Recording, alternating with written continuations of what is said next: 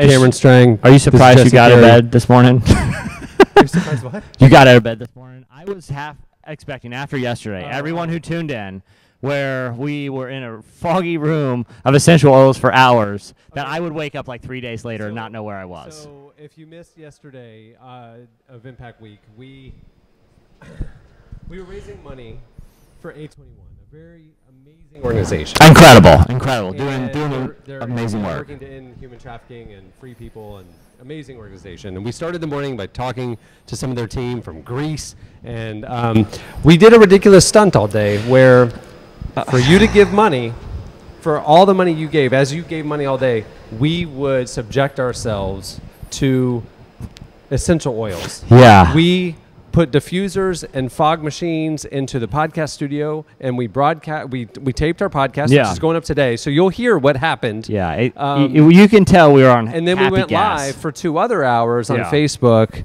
where we're just interacting with you guys on the Facebook live stream, and you were giving, and you did an amazing job, and you forced us to inhale an ungodly amount of essential oils. Well, because part of the idea too is we were either going to definitively prove or disprove the effects of essential oils. Right. And I can't say that they, back up all the claims that people make, that they make you like impervious to colds. Like if you touch your temple with a certain essential oil, you'll never have an allergy again. Yeah, maybe that's true. Maybe that's true. Yeah. I'll know soon. But I will say this: I had the weirdest dreams of my life last night. Okay, if you listen to today's podcast, you are listening to Jesse ingesting.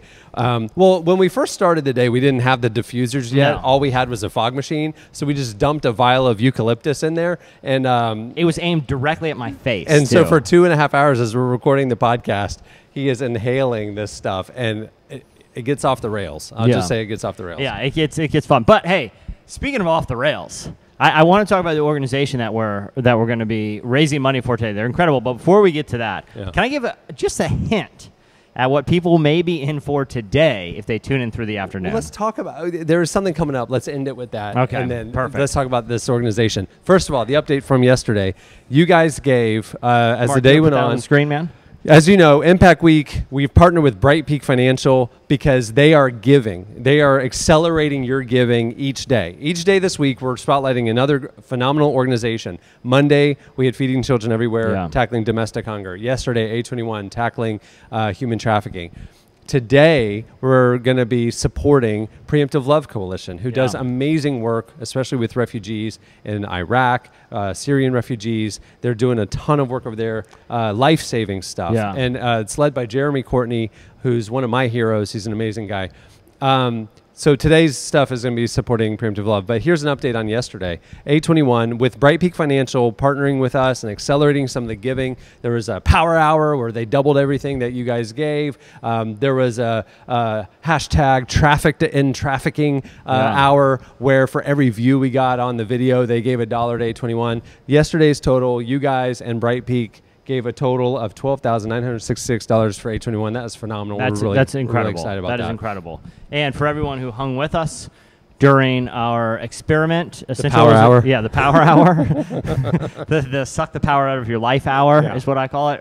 Thank you. Thanks to Bright Peak. And that's a lot of money that's going to go to A21. I mean, when we talked to them yesterday, they were talking about how not only are they helping these girls rehabilitate, but they're also providing criminal justice services in countries and areas that have, non-existent, incapable, or short-staffed justice systems where they're bringing human traffickers to justice and saving women's lives down the road, too. So all this is going to go to that. That's incredible. What Preemptive Love is doing, who we're supporting today, is also amazing. So there is a safe zone in a refugee camp that victims of the Syrian and Iraq refugee crisis are, where it's like 130 degrees in the middle of the desert.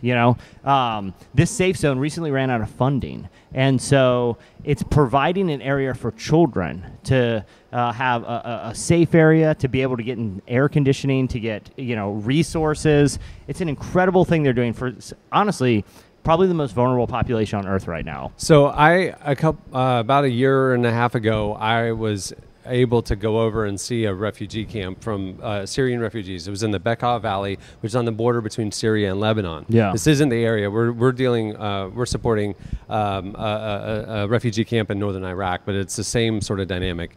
Seeing it with my own eyes, what it is just basically people fleeing across the border and with whatever they have on their back, whatever they can bring, and they just show up. And thankfully, there's a humanitarian organizations that might provide a tent to them. Yeah. And what you'll see is, as far as the eye can see, is just these kind of tent cities, right? Well, in these tent cities, a family of 4 or 6 will be living in this one tent. It's not, this one room thing. So you'll have, the mother, the father, the patriarch, the grandparent, and then the children all in this room. And then, the streets are dirt. The streets are just literally the paths in between the tents. Yeah. There's no sanitation. There's no porta potties or anything like that. Sewage is running the streets, and children have nothing to do, so they're playing in the sewage. They're getting really sick because of that. Then a humanitarian organization might come in and provide emergency food relief or something like that. They might provide, basic human services. They might come in eventually and bring in clean water or porta potties or something like that. Okay, so that's eventually as they get more established. The Syrian or the refugee camp that Preemptive Love is doing work in had a space for the children, because again, they're just trapped in these tents all day, and they had a place for the children to go. And for a couple hours a day, they could go there, they could play. It was it was air conditioned, which is just life saving in the sweltering Middle East heat in the summer. It's August right now. It really is 130 degrees during the day, and stagnant air in these tents. It would be suffocating. It is suffocating. And so these kids can go there, they can play, they can, there's some educational opportunities, there's things that they can do that gives them just a relief to this oppressive situation. Yeah. And it is important. It is important for these kids. And this one, in this very large refugee camp where Preemptive Love is operating, it lost its funding. We talked to the team, and it will take $40,000 to reopen it for an extended period of time and bring some stability to this safe area for the kids. And so we want to rally behind this one specific village and this one specific refugee camp in northern Iraq and fund this safe space for kids. It is so important for them.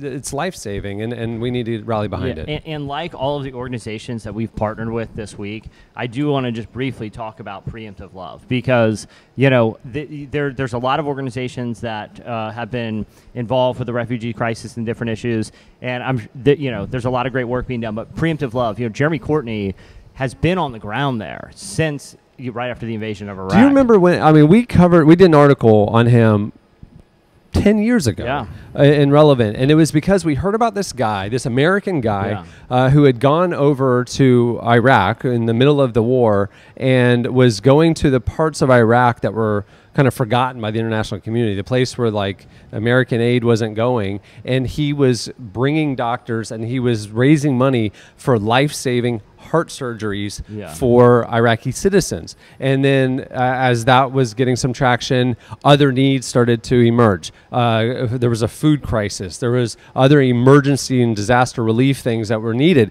And so he's there on the front lines. He and his family are living there, and he's like getting word back to the U.S.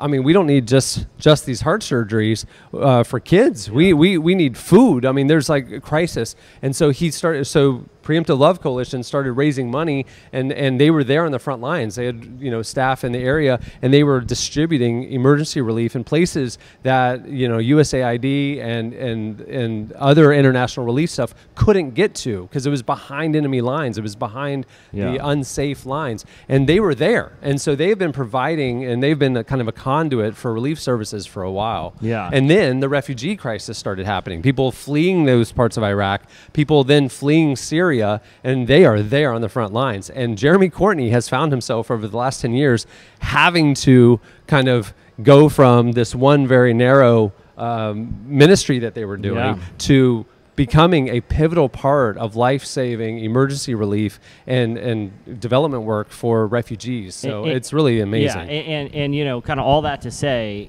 giving today through all that to say, are you saying I'm talking too much? No, I'm putting this is called putting a bow putting a bow. Okay. Nice bow. No, I think, that underscores. How about that?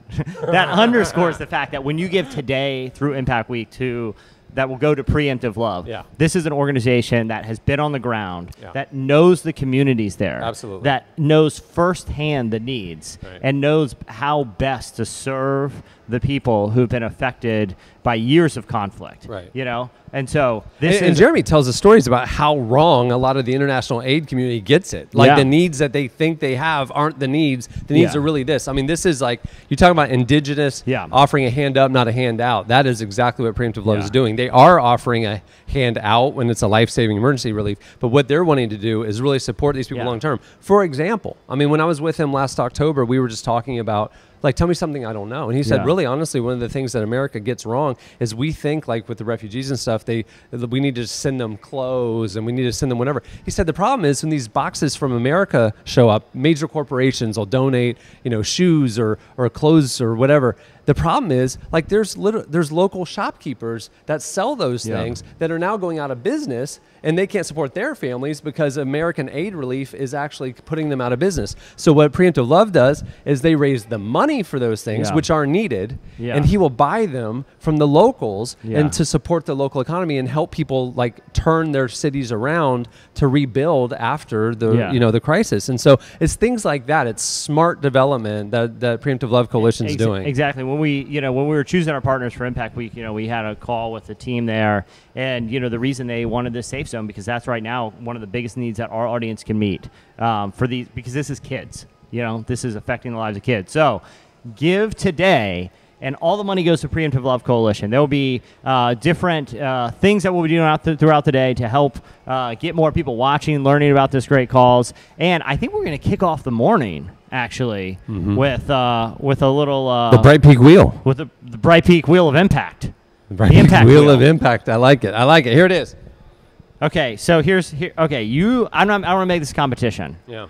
But you spun it yesterday to kick off. And I only landed on $500. I don't want to make this a competition, but I am guaranteeing I will beat that right here and now. I don't know. I think we should have Leslie come on and do it. Leslie? Okay. Leslie, you do it today, and tomorrow I will combine your totals and beat them with one. All right, Leslie Cruz, who, if you've been watching along on Instagram or any of our social media, you might have seen Leslie, might have met her. This is her. Let's see what she's got. Leslie, real quick, make a prediction.